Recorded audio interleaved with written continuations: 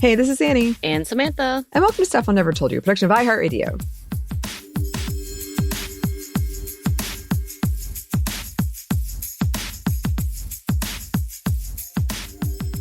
And welcome to a special New Year's edition of Spoiled Saturdays. Content warning before we begin: disordered eating, ageism, sexism, general grossness, I guess. But yeah, this is a New Year's movie. New year, new you. That's what I say. Spoilers. Definitely spoilers. Thanks to listeners for suggesting this movie. Thanks to Christina, who kind of suggested it after our Death Becomes Her episode. I really, really recommend that you go into this movie knowing as little as possible. That being said, I'm not going to sugarcoat it. It's really gross. It does not hold back. But it's a bonkers, it's a wild ride. It's a wild ride. I'm traumatized. Honestly, I literally had to sit back for a second and then turn on a familiar show and sit there, even though I'm an hour past my typical bedtime. And I was like, I have to watch something else before I go to bed. I can't do this. So that took a good hour of detoxing. Yes. Detoxing. Yeah. Yes.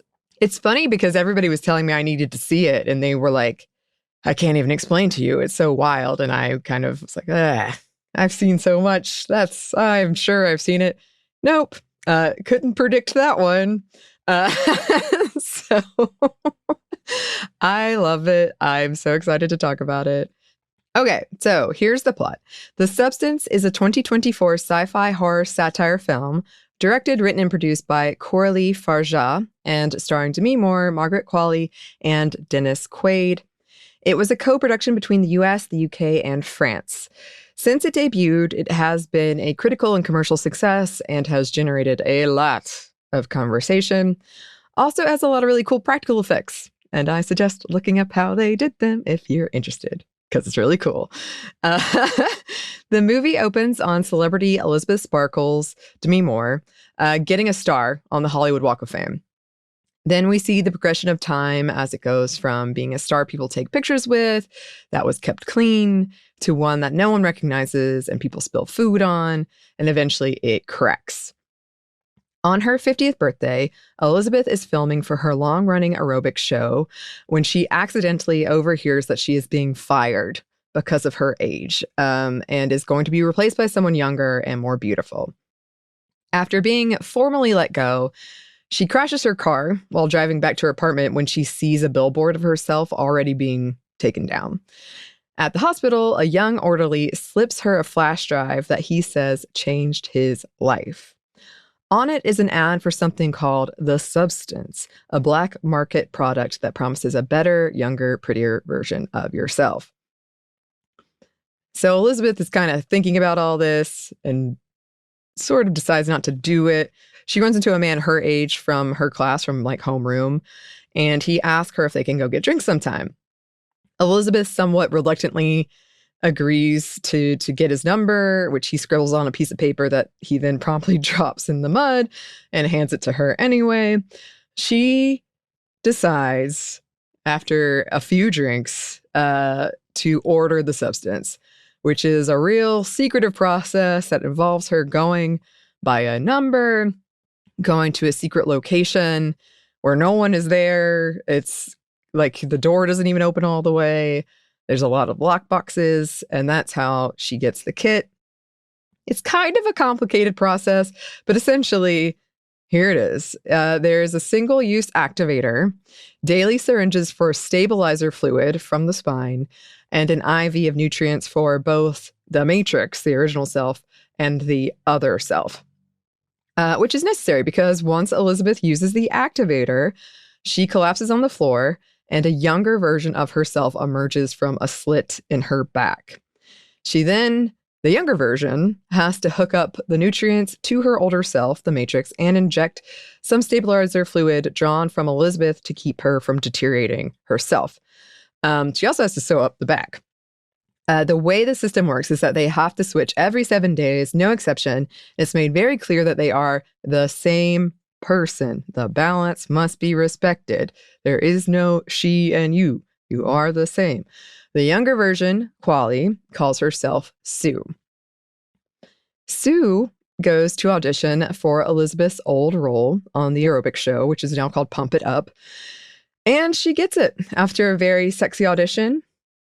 Harvey, who's played by Quaid, and yes, that name was intentional, Harvey, the producer who let Elizabeth go, is thrilled about her and even agrees to make her odd scheduling situation work. Sue's image replaces Elizabeth's on billboards, notably ones visible from Elizabeth's apartment. Sue becomes a huge success.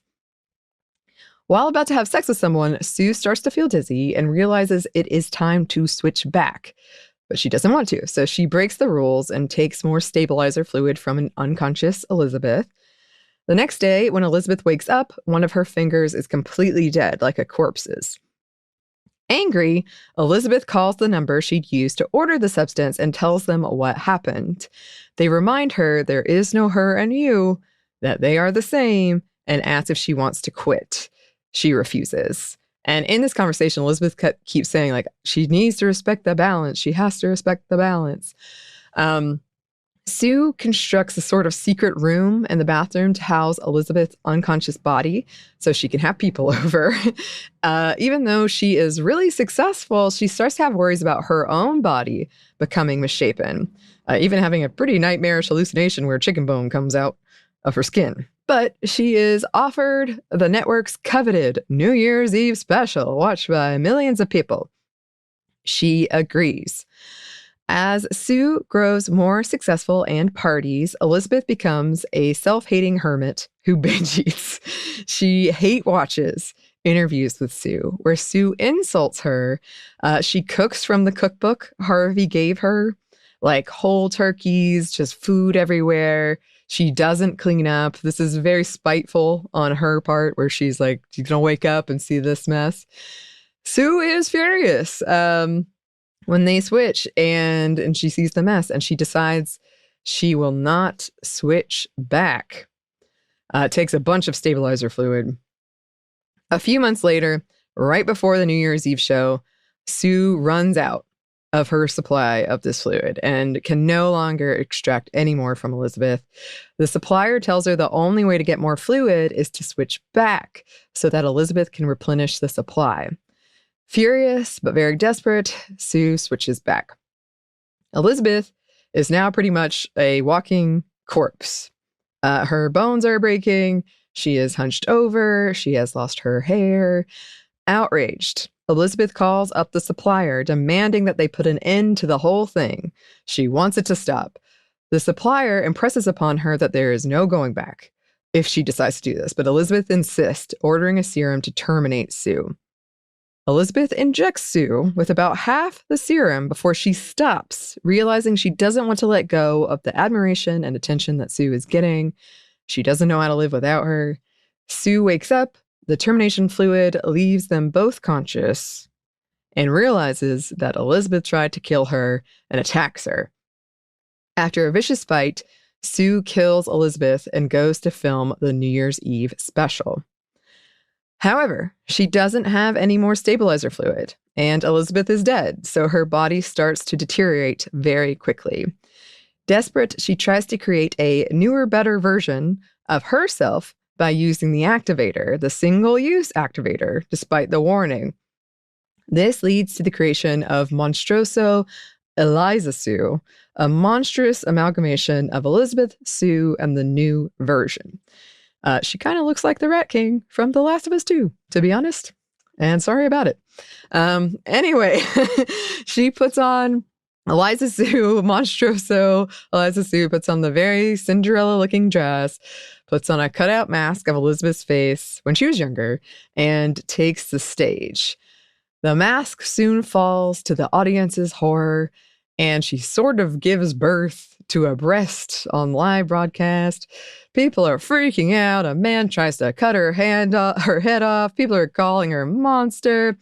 And another even more grotesque head sprouts in that place. Her arm falls off. Blood is spewing everywhere, covering everyone, including Harvey and the execs he introduced Sue to. like 21,000 liters of blood. I think that's the number that they use. Yep. Everyone is screaming. Eliza Sue flees the studio, but eventually explodes, leaving a face that inches along the pavement until it reaches Elizabeth's star on the Walk of Fame. She imagines being famous and hearing the cheers of the crowd as she melts into a puddle of blood that is cleaned up the next day. Yeah, in that opening scene, someone drops ketchup and burger and fries. Yeah. So it's in the same pattern. Mm-hmm. So you know that like that's how they open and close it, essentially. I'm traumatized. But that's all I have to say about this. I get it. It was very heavy-handed. I get it. I'm still traumatized. I was like, damn. Because like the way they made sure to make the pretty, sexy pictures versus the horrific end pictures, like they want you to know what they're doing, the director and the writer. And yes, point made. But damn, I'm traumatized. Yeah. I love it. I love how bonkers it was. And every time I've shown it to somebody, they've been like, oh, wow, I did not know that it was going to go this hard. And it really, really went hard. Yeah. They were like, we're not being cute and demure. We're going to be disgusting and grotesque, like what you think of me. So here we go. Yes. And we're going to talk about that too, because the director's got a lot of good quotes about that, including about how the ways some people are describing this movie versus other body horror movies that men have done and the differences in that, which I think is really interesting. And by the way, this director, we have talked about her before. She also directed Revenge, which we talked about in our rape revenge movies, and was inspired to write this movie after dealing with internalized negative feelings about her body, aging, and being forgotten as she grew older. The character of Elizabeth is also in part inspired by Jane Fonda, who, if you don't know, transitioned from being an actress to an aerobic show. And it's really interesting to read. I believe the director and Demi Moore met 6 times to discuss this role because Demi Moore was like, I don't know. But they eventually were like, really came together and created this, really working together. So I think that's great.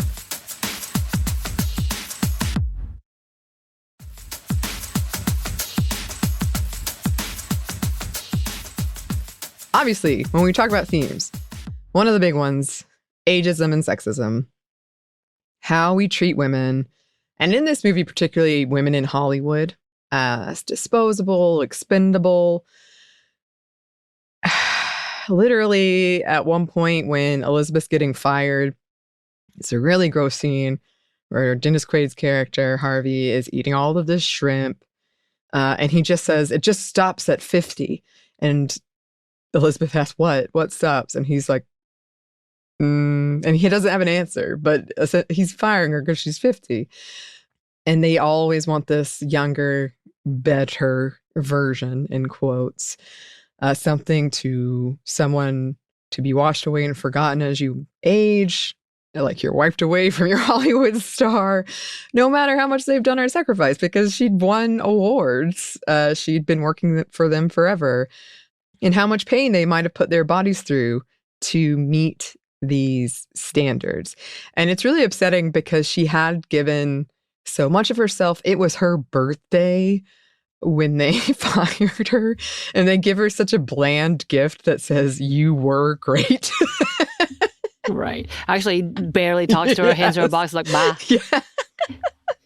And it's the Happy birthday. French cookbook that we'll talk about later. I love the scene where he says, I love my wife. And like that's such a random statement. I'm like, where did that come from? Okay. Yeah. He was gross. And I read a really cool article before this talking about how this movie is kind of a really dark fairy tale because you have your, quote, crone, your young maid, but he would be the devil. He's got like the snakeskin boots. He's got that like kind of really creepy smile in the way he's always consuming something. Yeah. Interestingly, the actor Dennis Quaid himself like really went out to bat and spoke for the very thing that he represented. Like, he was campaigning for Donald Trump. And I find that ironic. I'm like, so you understand what this film is, right? You know who they're, like, implicating here. What? Mm-hmm. And that role was originally going to be played by Ray Liotta, but he died. Oh. Yeah. I'm kind of glad I didn't see him in that role. He would have been great, but I'm really glad that's not the last memories of him I have. Yeah. We'll put it that way. That's fair. But then it's also very clear when we look at the difference between how people at the studio treat Elizabeth versus how they treat Sue. It is stark. They can't wait to get rid of Elizabeth. They're angry she's been here as long as she has. But Sue, they're like, oh yes, you need 7 days off every other week. We can do it. We will work around it. You're the best. You're so amazing. Have our New Year's Eve show, please. So it makes it very stark in that way. And I do think it's interesting. We'll talk about this more later too. But when Elizabeth's doing her workout show, she's saying things like, you got to get that beach bod. You don't want to be a jellyfish on the beach, or like all this stuff. So she's really internalized all of this as well. And then when Sue goes to the audition for the show, right before she goes in, someone else auditions. And the two men who are casting kind of snidely are like, too bad her breasts aren't in the right place. They're implying that her nose she would look better if her breast was on her face instead of her nose. Yes. Like criticizing her nose, yeah. Yes, which comes back to the end for sure. For sure. And then there's kind of a constant refrain about pretty girls should always smile, which a lot of us have heard, but also towards the end becomes very grotesque because Sue is losing her teeth and cannot give a full smile. Yeah. Yeah. Traumatized. It's gross. I'm not going to deny it. I love it. Here's a quote from AV Club. In a scene that merely hints at the revulsion to come, leering network executive Harvey, Dennis Quaid, has a mouthful of shrimp when he informs Elizabeth that she's being put out to pasture. The themes and the substance are mostly expressed visually, and the casting of the film's male characters is a vicious comment in itself. The movie is populated by mediocre-looking men, passing judgment on women who are, frankly, way out of their league. Yep. Yeah, the neighbor was a stark reminder of like what he really thought he was owed. He'd be like, yes, I'm going to take that silence as a yes. We'll see you tonight. Like, yes. What? Yes. And, yeah, he's not cute in any least way. No. And then with Elizabeth, he was like, stop being annoying. But with Sue, he's like, oh, you're never annoying. Please come have a drink with me. I'll help you. Let me fix this up for you. I love your show. It's so good. Yep. And then there's also just the constant reminder of how Sue being young is better in terms of the billboards that you see, the ripping down of Elizabeth and quickly replacing it with Sue's. Mirrors, there's a lot of mirrors. This movie actually doesn't have a lot of dialogue, and that was done purposely. But there's a lot of like looking into mirrors and having, when Elizabeth, it's her turn, and always having Sue kind of watching over her through her like wide apartment windows and not being able to forget that she was fired and Sue was hired and Sue is the one that people appreciate and adore now. And it used to be her. And in fact, she has a poster, a framed poster of her when she was younger. And she throws one of her awards at it and cracks the eye of it. So even her younger self is hanging over her. And then how we view age. And I think this is very over the top done in a fun way with how the makeup effects of what happens to Demi Moore. They even have stages. There's one that's like Crone, Gollum, and then Liza Sue. That's what they called it. When I was watching, I was like, this is like a corpse. Like she looks like the way her finger in the beginning, it's like bone and decayed skin. Which I learned a new term, hagsploitation, which is what it sounds like, but using older women as the villain or something really scary or something disgusting. And this movie really leaned into that, really, really leaned into it. And I really recommend reading how they did the special effects of it because it's fascinating. But it took a lot. It took a long time to apply. It took a lot to act in it. And Demi Moore was apparently really determined, like, we're going to get this right, even if I have to deal with this. We don't want to disrespect the makeup. So if we have to take it off and do it again, we'll do it again. And then the casting of Demi Moore was also very purposeful because she has kind of gone through this and she's had a lot of quotes since then. I think she was very unsure, and I get it, that this movie would be a success or not. But now that it is, she's had a lot of comments about what she thinks about it. But from AV Club, here's another quote. The complexities of making a living based on one's looks and the emptiness that is left when that life is no longer possible provides a rich text for Moore, whose It Girl days in the mid-'80s also led to a long career as a famous movie star. But Moore is 62 and is surely aware of her changing status within the industry. Going back to their other quote, though, I do think it's interesting that, I mean, she aged very well, but still she's being kicked out because she's 50. Right. There's so much because ageism has always plagued her, whether it's the character she plays with. So Indecent Proposal, that was absolutely part of the beginning of her career. All of those sexy movies, Ghosts, like she was known as the it girl in the 80s and 90s. And so her going into that and then getting older, but like every age, they would feature her as like looking amazing at 30, looking amazing at 40. They really did that. And then Ashton Kutcher came along after Bruce Willis. There's so much conversation about her aging and whether or not she's aging gracefully or what she's doing and her stepping in and out of that like limelight, like whether she was dating someone who was or marrying someone significantly younger, playing these characters, not playing these characters, being a mother, like these. She kind of represents that conversation. Like Demi Moore is an icon in itself because of that. And now she's in this age and time where things are being fixed, whether it's Ozempic, whether it's plastic surgery. And so everybody's watching her because she's always been kind of that representation, oddly, without being said that she's that representation. So this perfectly made sense. Like the only other person that may like even come close to this, I don't know, baby. I don't even think Nicole Kidman was that, but that was not something as a part of her conversation either. Even though it isn't. Like she was always in that forefront in that conversation, oddly. Yeah, I hadn't thought about that part, but yeah, she definitely has been. And this was an episode where it could have been many, many parts, but she does have a lot of good quotes if you want to look them up, where she was talking about how she feels now that this movie has come out and resonated with people and how it's made her think about some of the way she's been treated or things she's seen in her own life.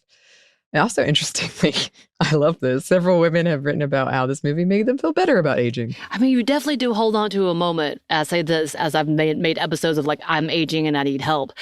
Like, where I'm like, maybe it's not so bad. I shouldn't do things. Yeah, this definitely is like... Because in the end, she wanted to go back to that phase. You know what I mean? Like it kind of was that kind of conversation. Like it wasn't so bad then. I shouldn't have done this because this wasn't worth it. But yeah, it kind of has that crash out of like, maybe it's not worth it because the price you have to pay, whether it's having to take out fillers or like melting fillers out of your face because you realize it's actually not doing you well, or having breast implants. And not that there is anything wrong with these things, but like the repercussions sometimes of the health, like crises that have happened with some people afterwards because there's not enough information or they went to the wrong place. Yeah. That's definitely a conversation. And I think that kind of comes back to her trying to put her old face back on. Yeah. And I think that, to me, one of the saddest parts of the movie, if not the saddest part, is when she does agree to go on get the drinks with the guy who is perfectly nice, perfectly average, but perfectly nice. And she puts on makeup. She looks great. And then she keeps seeing her reflection, or she sees Sue, and she's just keeps taking off her lipstick and applying it and putting on more makeup and then taking it off and like just viciously scrubbing it off. And it's so sad because you're like, just go, you look great. You can do this. But she can't make it out the door and she never goes. And it's a very, very sad part. And in the end, Sue kills Elizabeth, who at that point does almost pretty much personified death. So age comes for you all. He does it. Sue's gonna get old too. But yeah, going back to what you were saying, another theme in this is the quote best self, which in this case is the younger, better version. This kind of perfectionism. I'm not sure if this is true, but I read that Margaret Qualley wore prosthetics to make everything like more symmetrical and perfect. Right. Well, I would assume this without any research that they had to make her look absolutely perfect, and we know that's not the case. So whether it's airbrushed, whether it's edited, like they had to make her, even though she's beautiful as is, there's always cellulite, there's always a little birthmark, there's always these things. So I'm sure that she had to do extra, whether it was taping up of things. Obviously she had to get first thing I thought was like, oh, she definitely went and got waxed, or lasered or something, because everything. And we know people are hairy. Come on. Her mother was a hairy woman. Like Andie MacDowell, who was also another 90s icon, was not, she's naturally dark hair, so that just happens. So for her not to have any hair, I'm like, yeah, she definitely had to. Yes And that is the thing of, we've talked before about, constantly being bombarded with those images of this is perfect, this is what I have to do, that's how I have to look. And if you don't fit that, how do you fix it? What can they sell you to, quote, fix it? And this is, when we come to the conversation of quick fixes, this is literally a black market drug that she has to go to a strange location to pick up. There's no one there. They never refer to her by her name, only her number. You have to drain your spinal fluid. You have to sew up your back. You have to be unconscious for a week. Like that's kind of the desperation she felt, especially as somebody who that was her career. And that was how she had so long defined herself and so long found meaning. That's how desperate she was. She was like, okay, I'll try this. And by the way, the Substance video she watched is very like tech bro. It's a dude narrating it. Every time she talks to him, he's like, I told you to respect the balance. Like it has that vibe of like a tech bro. We can make money off of these women. However, there are men that do it. You run into, yes. I wonder now that I think about it, is it the orderly dude? Yeah. He had the same scar. Okay. Yes, you run into his older version and he's like, has she started draining you yet? Has she started stealing the time? So even for him, the person who recommended it to her, he was like, oh no, you shouldn't have done this. I shouldn't have done this. Here is another quote from AV Club. These combine with an aesthetic of syringes and latex gloves best described as med spa chic, evoking miracle cures like Ozempic and Botox that encourage people, mostly women, let's be real, to pump themselves full of barely regulated substances whose side effects won't be clear for a few more decades, so they can make themselves more palatable to patriarchal beauty standards. None of this will prevent the shitty, lumpy men who rule the world from throwing you away when you don't give them a boner anymore, as Elizabeth Sparkle rudely discovers early on in the film. Elizabeth is extremely famous, Billboard famous, Walk of Fame famous, and has been for decades. You'd think this would give her the slightest bit of leverage when it comes to renegotiating her contract as the host of the aerobics program that broadcast her tight body and sparkling smile into millions of American homes every week. You'd be wrong. And that's another thing is she doesn't, it's these men who decide she's done. She doesn't decide that. They just decide it. And it's because of her age. And I do think, the title, The Substance, when you're talking about something, we don't even know what it is. And we don't know how it works. But she was willing to give it a try. I did want to put in here, after things go terribly awry, the Eliza Sue prosthetic took 6 hours to apply. Quali said it made her very claustrophobic. But it's really cool. I just can't recommend enough to look up how they made it and how they did it and the blood and everything. Oh my gosh. But Fargeat said of that, the only gaze that matters is her own. It's the reconciliation between all of the parts. The moment she reveals what's inside her guts. What we are told to hide, be ashamed of, everything is out. The butt is on the head, and the boobs are everywhere, and all those parts have been fantasized about or kind of exploded, and she finally has some tenderness for herself. And that's true when Eliza Sue's looking in the mirror, when she's putting on her earrings and her dress and combing her hair. It's like the nicest she's looked at herself in the mirror. And I mean, of course, it's really sad ultimately. But when she presents herself to her audience, she's like, it's me. I'm still the same person. I don't understand why you're reacting this way as if I'm a monster. I'm glad I read that quote because I was just kind of like, oh, she's putting on earrings. Yeah, I was like, she's trying to be presentable. She's doing, but it could also, I do also wonder, like, it's partially in the conversation of like, no matter how much suffering you're going through, you still have to dress up and present yourself. Like women constantly would do so. Well, women may, like talking about women who have babies and are pregnant, they get themselves nice. They do their nails. They get their toes done. So when they're looking at it, it looks nice. Like these things that they do, whether it's for others or themselves, it is literally a thing like, I have to be presentable. No matter what disastrous situation I'm in. Or if I'm just bleeding out of every orifice, then non-orifice things that shouldn't be bleeding.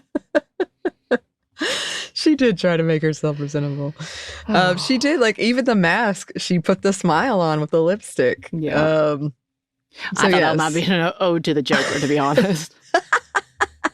At that point, though, she was literally crashing out. I'm like, yep, here we go. Yeah. I'm smiling.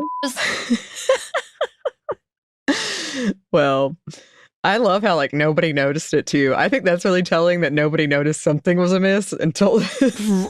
That was the part that I'm like, he let her in. Yeah. What? Uh-huh. Like, yeah. They put her on screen. There's so many things I had questions about because I'm like, this doesn't work this way. I know that's absurd. But my question on one of the parts was like, wait, at one point she was, the fluid, which is the food for your part, fluid this. If you are, where did she get that food? Because she was almost suffocating. You get it from the substance. It came in the box. Yeah, but it only has 7-day supply. You can get refills. Without doing the... The problem is she ran out of stabilizer fluid, but it's like a subscription box. So she just kept getting it, pretending like they were switching. Okay. Yeah. All right, I'll give you that. Mm-hmm. And I was like, she's suffocating because she doesn't have food. Like, that's why she's a nosebleeding.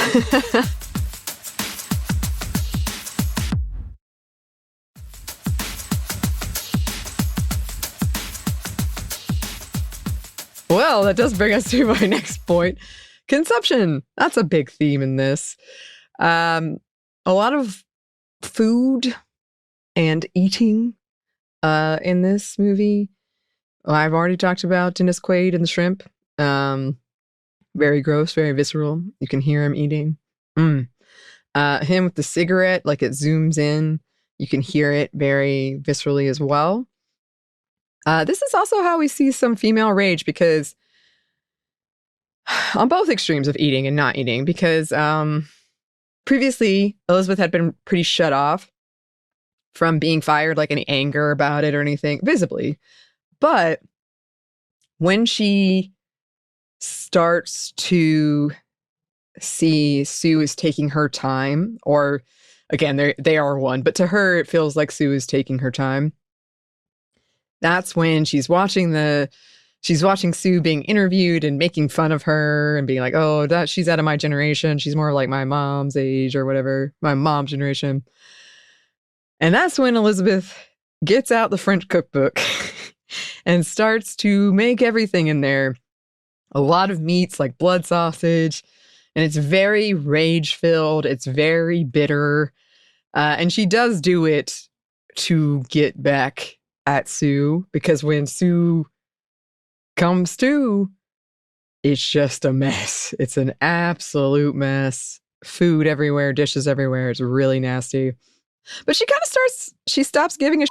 She also like starts yelling at the guy across the hall, like slams the door open. She's just not into it anymore. A lot of people were relating to that too, get related to the pandemic. They were like, this was resonating with me. But also when we talk about consumption, I would say we've discussed this before, but a lot of the way camera shots have typically been used to film women, it's very like objectifying of body parts, very pornographic. And so it's like you're consuming just this part or just this part. And the director has talked about that. And that kind of goes back to why she wanted to make the objectified parts explode or become gross.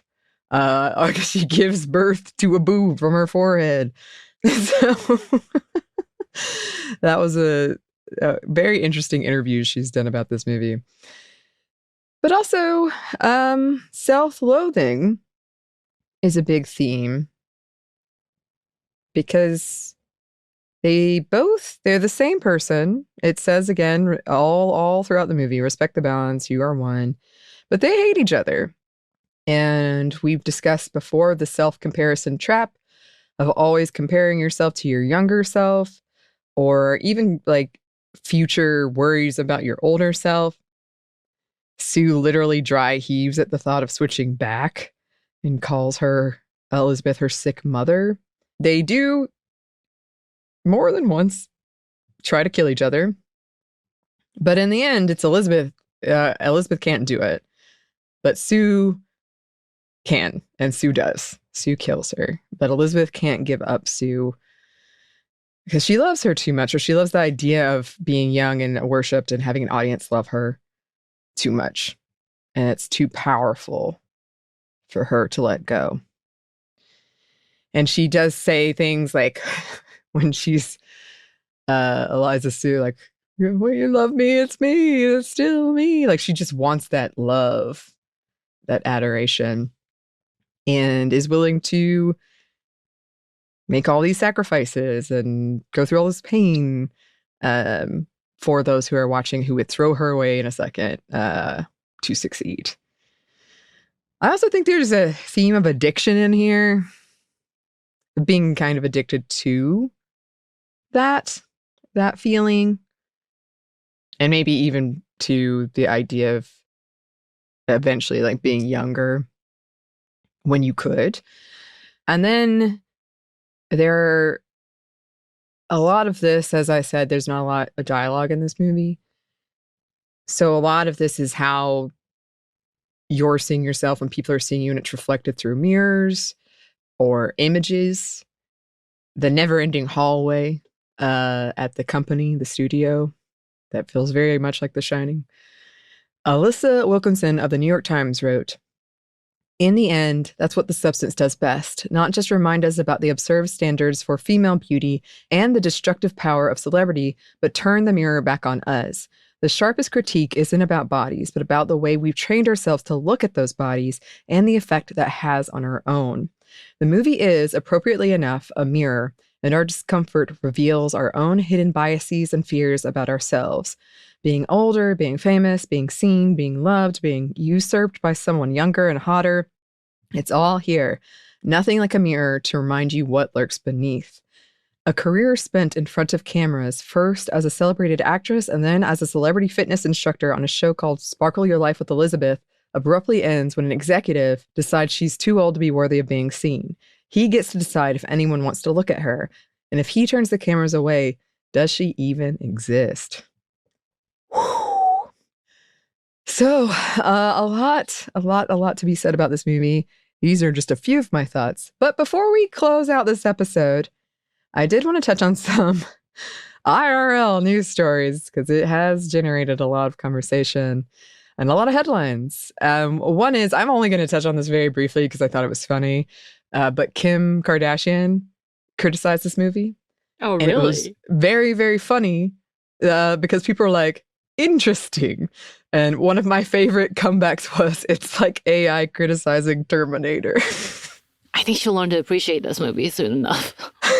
I feel bad. Like it was just funny because it seemed so out of touch. Yeah, right. Like I'm not saying there are not standards. I'm not saying anything like that. It was just so out of touch. I wonder though, was she baited? Maybe. Because like, why would Kim Kardashian?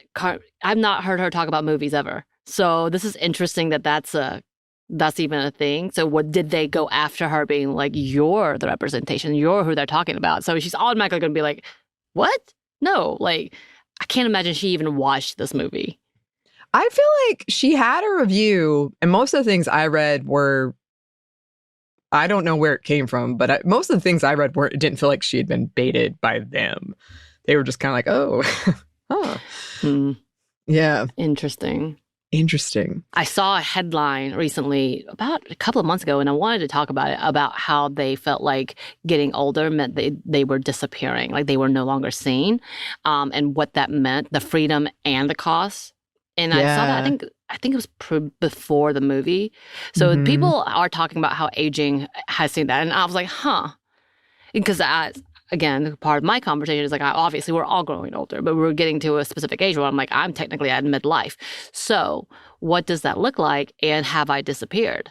And what does disappearing mean? Yeah. Yeah. Like I said, a lot of people wrote, especially around the pandemic, and we've talked about this a lot, how our bodies changed during the pandemic in ways that we might not like, given standards that we've are surrounded by in society. And people were saying, you know, I found this, I really related to this, whether they are saying, oh, it made me feel better about aging. And some people were just like, it was nice to see something about it. So yeah, I think that is a conversation that's really happening right now. We should come back and talk about that. Another thing that happened that got a lot of headlines was Fargeat pulled this film from Poland's Camera Image Film Festival after, quote, highly misogynistic comments from the festival's founder, Marek Swajdowiec. He published an essay titled Time for Solidarity in Cinematography World. And this essay was his response to a petition issued by the organization Women in Cinematography, in which they were calling for the event to do more around supporting women in the industry. And the founder's response was not great because he said, quote, it raises the question, can the pursuit of change exclude what is good? Can we sacrifice works and artists with outstanding artistic achievements solely to make room for mediocre film production? So he's basically saying women cinematographers are mediocre. They shouldn't make room for them. So she pulled the film. And it was a whole thing. The backlash was pretty intense and immediate. And the founder claims he was misinterpreted. He said he'd been working with that organization, WIC, and posted a diversity and inclusion proposal, though WIC claimed they wrote it. And he only posted it after everyone got mad at him. which sounds about right to me. Right. But That's what I did. Oh, no, just kidding. I just claimed it. Yeah. But this movie has gotten a lot of awards buzz, so we'll see what happens. I did want to end with this quote from Fargeat. I needed this substance to be bloody, to be excessive, to have a real strong message that it's time for a change, for a real change. And the change cannot be delicate, it cannot be gentle, it cannot be small. It needs to be massive, it needs to be everywhere, and it needs to be now. So she really, when we're saying she didn't hold back, she did not hold back. So, yeah. I highly recommend it. It is very gross, but traumatized. I'm just gonna leave it at that. Yes. I mean, when we say it's body horror, it's traumatized. Well, thanks for going on this journey with me, Samantha. And thanks to everybody who recommended it. If you have any recommendations, we would love to hear from you. You can email us at stephanieandmomstuff@iheartmedia.com. You can find us on Twitter and Blue Sky at momstuffpodcast, or on Instagram and TikTok as Stuff I Never Told You. We're also on YouTube. We have a TeePublic store, and we have a book you can get wherever you get your books. Thanks as always to our super producer Christina, our executive producer Maya, and our contributor Joey. Thank you. And thanks to you for listening. Stuff I Never Told You is a production of iHeartRadio. For more podcasts from iHeartRadio, you can check out the iHeartRadio app, Apple Podcasts, or wherever you listen to your favorite shows.